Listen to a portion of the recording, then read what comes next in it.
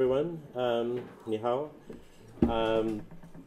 First of all, I'd just like to thank everybody involved with organizing this wonderful conference, especially Professor Huang Songquan and Jialin, who's also been in touch with us very assiduously, but everybody in the team. It's a wonderful event, and I'm very, very happy to be here, as I'm sure are all the other international guests. Okay, so I'll just go straight into the talk because we have a limited time. So this talk is going to take a media archaeological approach to contemporary emergence of virtual reality and immersive media as a cyclical phenomenon embedded in a much longer nonlinear histories of what Siegfried Zielinski has called audiovision.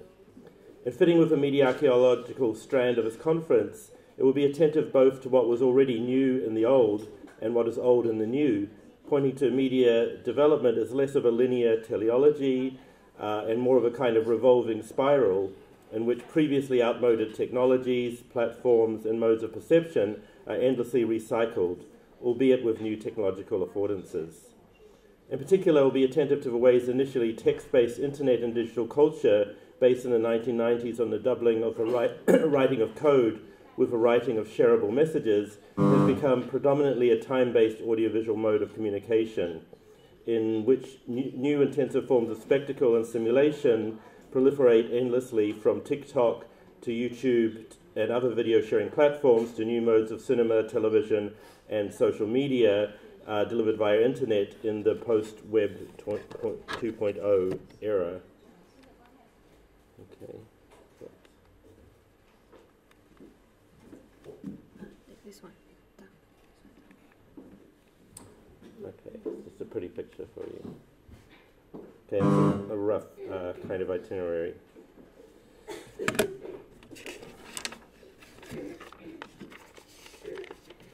Okay, so Rift's advanced display technology combined with its precise low-latency constellation tracking system enables a sensation of presence, the feeling though you're actually there. The magic of presence changes everything. You've never experienced immersion like this. Presence is the magic of virtual reality, VR, the feeling that you're actually in a virtual world. Presence will cause the user to suspend disbelief and believe they're in the virtual environment, reacting to stimuli as if they were in the real world. It's the holy grail, the purpose of VR. So advertising and promotional hype like this, which is basically, in the first quote anyway, advertising for commercially available Oculus Rift VR headsets and related content, give the impression that virtual reality is a new emergent 21st century phenomenon, facilitating never-before experienced potentials for immersion, presence, and perceptual realism. Such claims to novelty should give anyone attuned to cultural histories of technology pause, especially if we want to adopt a media archaeological perspective attuned to both what is old in the new as well as what is new in the old. Virtual reality and the dreams of total presence it sustains is especially prone to periodic bouts of historical amnesia, so much so that reading contemporary practical accounts of VR is as if it had no history.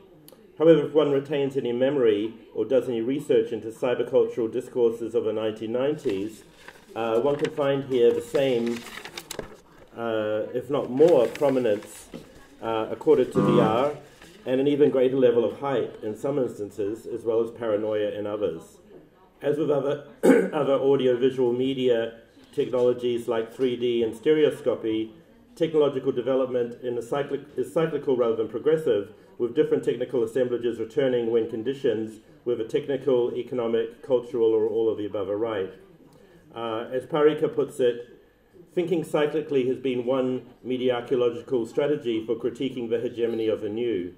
Zielinski's development of media archaeology is research into the deep time of the media, modes of hearing, seeing, and sensing in general, is another way of developing an alternative temporality that moves away from a hegemonic linearity that works towards improvement and something better. So without following Zielinski goes all the way back to like Plato's cave or, all kinds of audiovisual invention from the Renaissance and from all kinds of different locations and periods in history. So without going quite back there, it's clear that VR devices and the more general field of immersive media have followed distinct cycles across the last century or more, with high points in the 1960s and 90s as well as in the present. Another key insight is that more than technologies, there are specific ways of organizing the senses, hence aesthetic machines.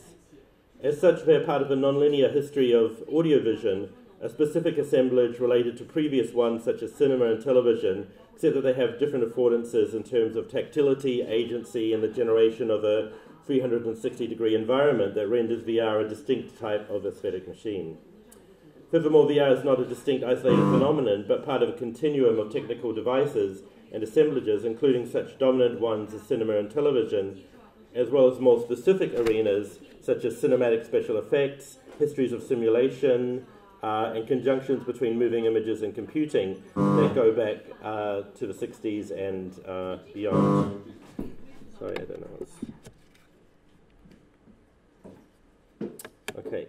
So virtual reality, as argued above, can usually be situated as part of a broader history of audiovision in several interlocking ways. Siegfried Zielinski proposed the term audiovision in his book, Audiovisions, as an alternative way of understanding both cinema and television as entr'actes in history, meaning contingent and far from stable assemblages enabled by practices of invention, but have also led to other audiovisual arrangements that are, quote, no longer film and no longer television. While he acknowledges theories of a cinematic apparatus in his introduction to his work, it fundamentally goes against static ideas of any basic apparatus as theorists like Baudry proposed. It is much more in line with Gassetti's appropriation of the concept of the assemblage, to account for the cinematic as dispersed across heterogeneous post-cinematic fields. What all of this has to do with VR is that while going further than other post-cinematic assemblages in terms of levels of immersion and interactivity, even apparently dispensing with the need for a screen or an interface, it nevertheless remains post-cinematic because it's still concerned with moving image and sound environments, even if augmented by increased tactile potential via sensors. As such, it's part of what Zielinski characterized in the following terms, bearing in mind this was originally formulated in the 1980s, before even first generation VR. So advanced audiovision as a complex construction kit of machines, storage devices and programs for the reproduction, simulation and blending of what can be seen and heard, where the trend is their capability of being connected together in a network, but which display a similar heterogeneity to that which was characteristic of a large part of the 19th century.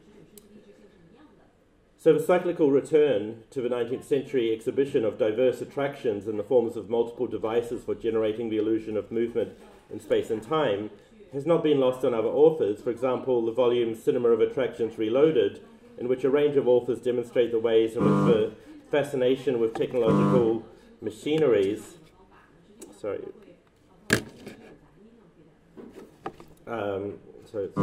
advance.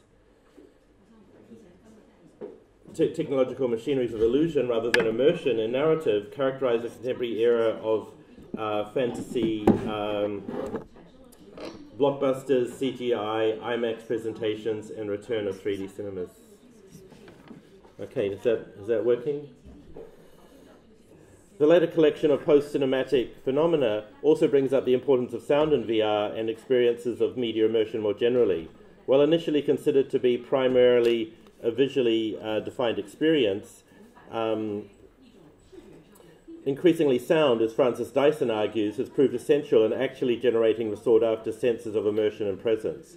This has also proven to be the case in cinematic special effects development, in which the development of sonic special effects was arguably more sophisticated and in advance of visual effects. But there's another more specific reason to relate VR to genealogies of audiovision, namely that it emerges directly out of the intersection of computing, and specifically computer interfaces, and moving image technologies, a process that began in the 1960s but really accelerated in the 1990s.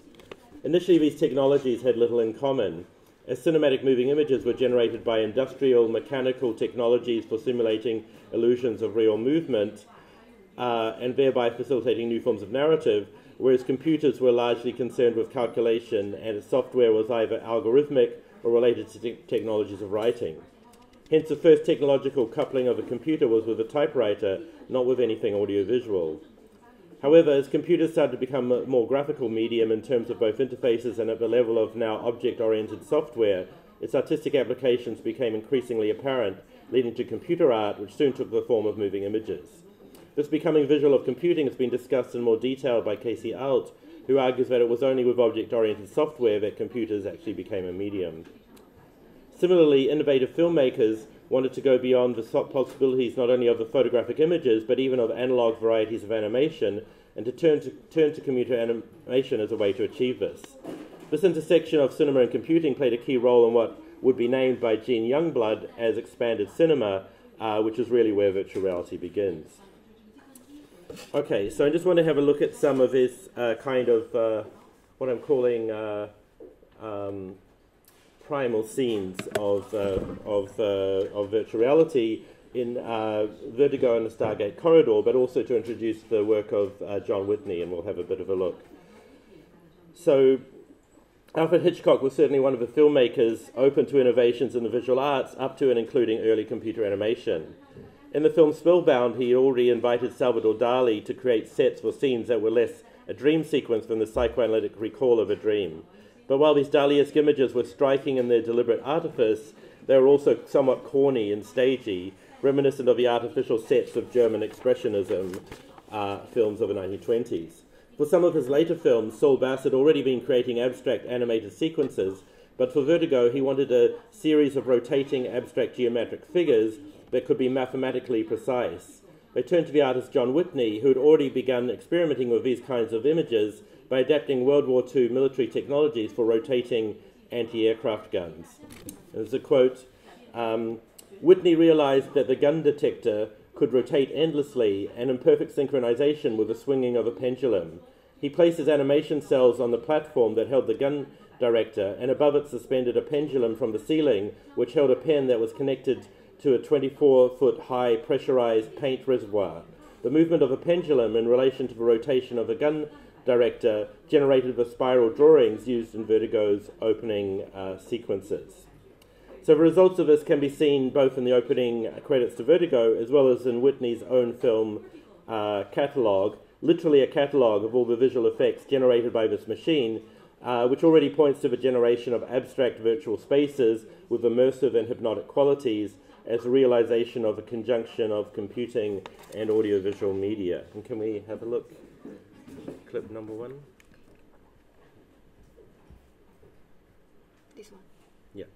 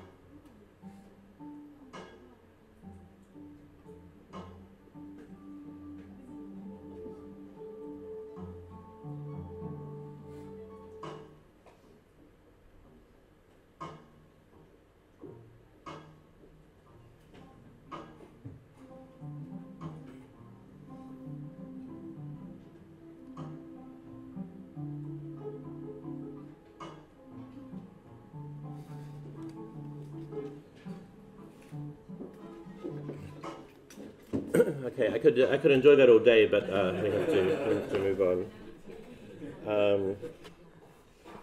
Okay, so Jordan Belson, working at the same time, also followed a similar trajectory, and there were several other people working in this field of expanded cinema, which was already bringing together computing with experimental moving images across a variety of different forms, often with a similar kind of cosmic mandala related kind of theme at work. Okay, and perhaps the ultimate realization of such aesthetic practices cinematically was in the famous Stargate Corridor sequence of 2001, in which the special effects supervisor Doug Trumbull turned to such preceding experiments in order to create a technique for producing special effects known as the slit scan technique. This was developed by Whitney in order to generate continuous variation of abstract shapes, but then modified for the film by making it more three-dimensional. While this was all a purely analog process, the effect of a final sequence was absolutely formative in terms of the look of future computer animation.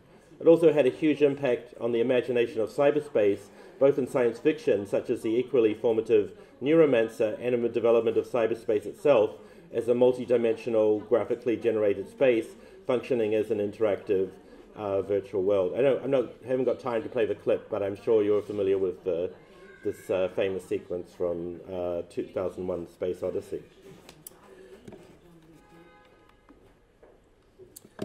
Okay, that was the quote we had before.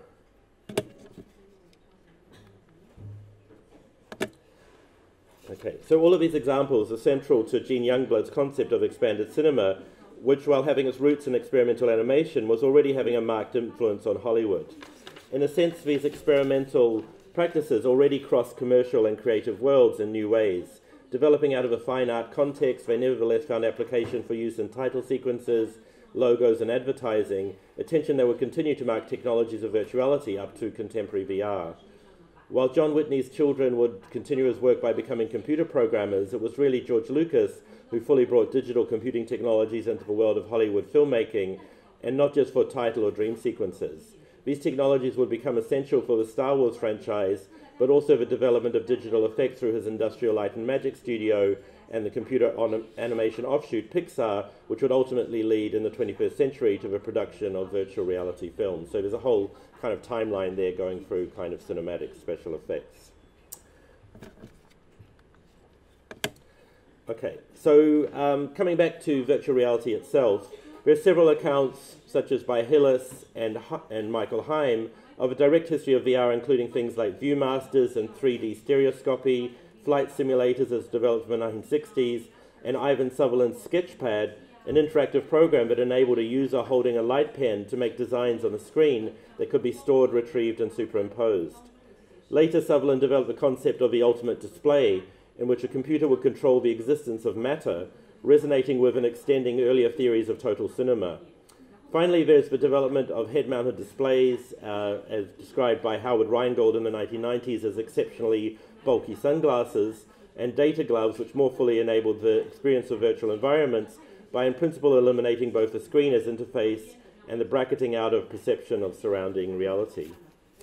It's the suspensions of one's lived spatial reality and its substitution with another that led many writers and developers to see in virtual reality dreams of transcendence of a body, and hence to imagine it as a facilitator of a form of disembodiment.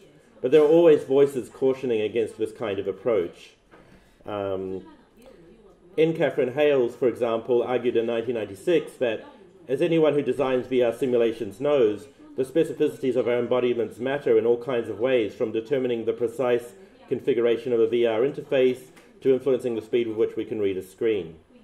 If there's nevertheless so much noise about the perception of cyberspace as a disembodied medium, it's due to making a cut between embodied experience of a user and the alternate virtual world, the attribution of more reality to the latter due to the desire to leave the former behind by disavowing the technical and perceptual process by which it is generated in the first place. This is a precise articulation of the differences between post-human immanence and transhuman transcendence. The gendered nature of such fantasies of disembodiment hardly needs to be spelled out or repeated today, and by now have been fully critiqued. Yet such desires and fantasies still attach themselves to VR and are as hard to shake as the implications of its military origins, as artists like Haroon Farocki have explored in works like Serious Games 3 Immersion. As more perceptive commentators like Hales have noted, VR might have less to do with Neuromancer's fantasy of leaving behind the meat of the organic body and more to do with pattern recognition. Quote, people have something to lose if they're regarded solely as informational patterns, namely the resistant materiality that has marked the experience of living as embodied creatures. Such polarization between transhuman and post-human accounts of VR seems extreme, but it's understandable in the context of the 1990s speculations about VR and its future as a synecdoche for cyberspace itself. The idea that we're on the verge of a world in which we would all be engaging in virtual environments for most of our activities in an era when even email was relatively novel. In actual fact, the dreams and anxiety surrounding VR barely survived the late 90s dot-com crash, and until recently it seemed consigned to being just another technological novelty, suitable for amusement parks and the peripheries of gaming. One problem was the hype itself, which was basically impossible to live up to, and another was the level of technological development. Certainly there were some admirable experiences in VR art in the 90s, but their realization was not the overwhelming technological experience it was supposed to be. In other words, the fantasies of immediacy, of surpassing the need for an interface, returned in the form of effects of hypermediacy and anything from the delay time of loading necessary information to so-called alternate world syndrome, which could leave some users in a state of nausea and disorientation. So, taking as an example the 90s VR work Dancing with a Virtual Dervish, far from being an experience of disembodiment, it was in fact all about kinesthetic and proprioceptive embodiment. Michael Heim describes the after effects of his 2.5-hour experience with this work in the following terms. Even the next day, my optical nerves held the imprint of a brightly coloured transhuman structures. I could summon them with the slightest effort, or see them sometimes in unexpected flashes of cyberspace. Can we have a look? It's that one dancing. Yeah.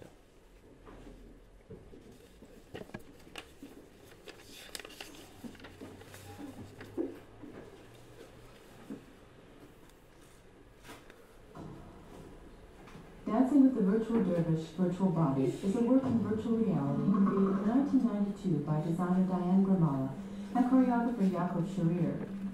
Grimala and Scherer were one of 6 collaborative groups of internationally recognized artists chosen by the Banff Centre for the Arts. From 1991 to 1993, the Canadian government funded this innovative project at the Banff Centre. The idea was to enable artists to access emerging virtual reality technology which would otherwise be out of their reach.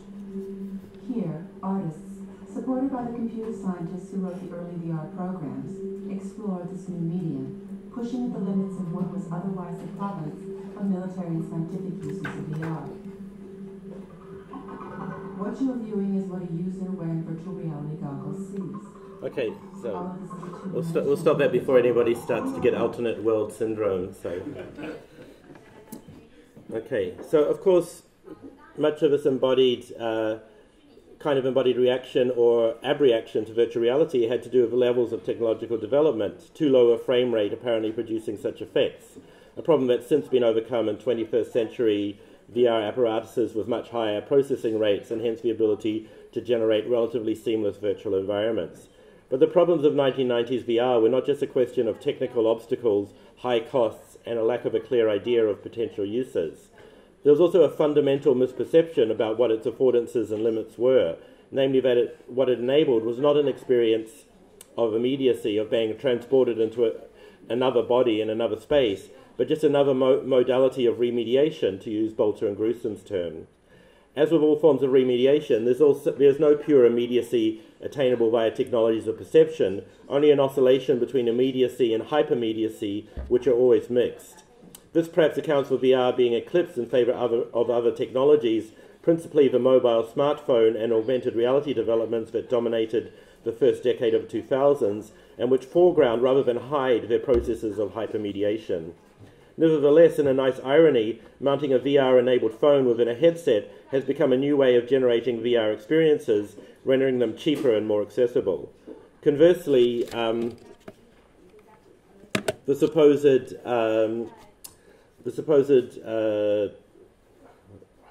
next step forward in augmented reality in such devices as Google Glass has met with unanticipated unpopularity in its adding of new layers of surveillance, or at least interveillance, to a world already saturated with such practices. Don't objectify me into my data body, at least not so obviously.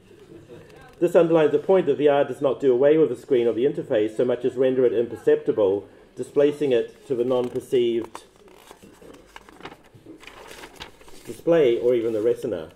But how new is this process? Are cinema goers ever aware that they're watching a screen when immersed in a spectacular cinematic presentation, especially when immersion is aided by HD or IMAX technologies, complex sound environments, or 3D effects? Is VR just the latest in a line of immersive audiovisual technologies, a kind of post-cinematic supplement, or actually a medium or art form in its own right?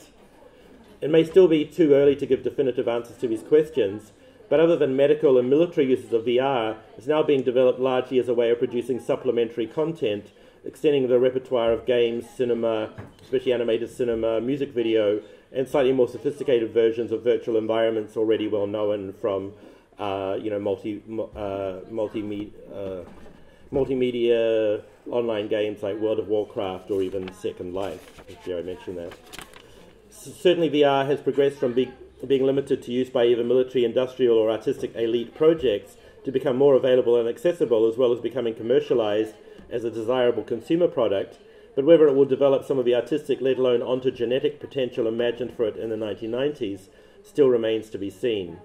Certainly for works produced by the now defunct Oculus Rift Studio, anything to go by, things have not yet progressed all that far beyond Pixar animations. Also, as Hito Steyerl has suggested, there are other limits to VR as a kind of bubble vision, in congruity with a range of 21st century spherical technologies and architectures of seeing. Steyerl references philosopher Peter Sloterdijk's concept of spheres as inherent to Western metaphysics, and suggests that we should be wary of this mode of experience of spherical alternate worlds, which he labels as an aesthetics of isolation. This raises the spectre of a VR user in full headgear clumsily banging into gallery walls and other people, since the payoff for a rich spherical immersive VR experience is a bad relationship to exterior surroundings.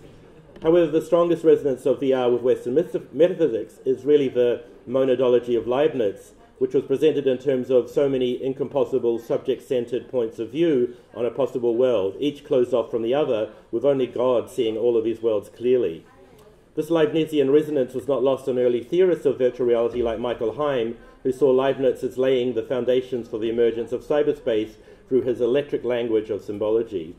The question then for VR might be of how to paraphrase Gilles Deleuze, overtake monadology with a nomadology, as Deleuze suggested in The Fold, by constructing and imagining ethical openings between individuated virtual reality spheres and other horizons of aesthetic potentiality, so that the monadic VR experience becomes, quote, a straddle over several worlds and kept open as if with a pair of pliers. Perhaps some richer inspiration for designing really ontogenetic VR experiences might be gained by re-engaging with the lesser-known histories of abstract cinema, audiovisual experimentation, and computer art presented here, which might form the basis of aesthetically rich, immersive, ontogenetic, and open experiences.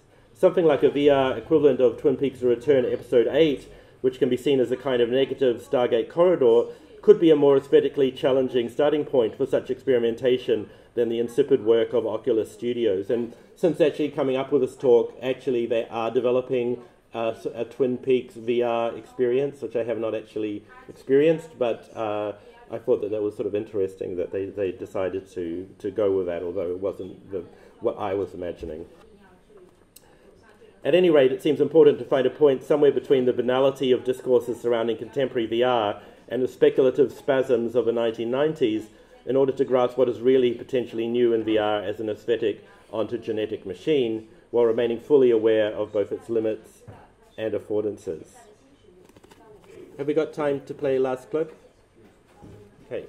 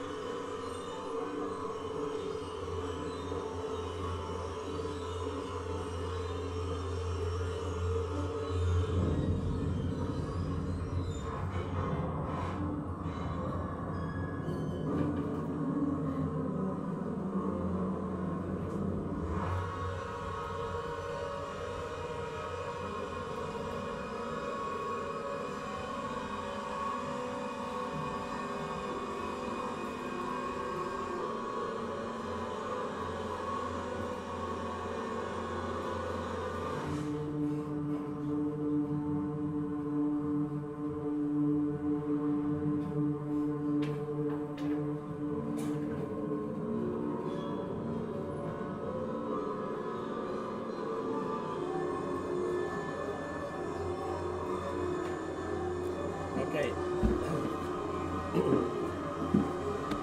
So that's a VR experience that I would personally enjoy. Thanks. Thanks a lot.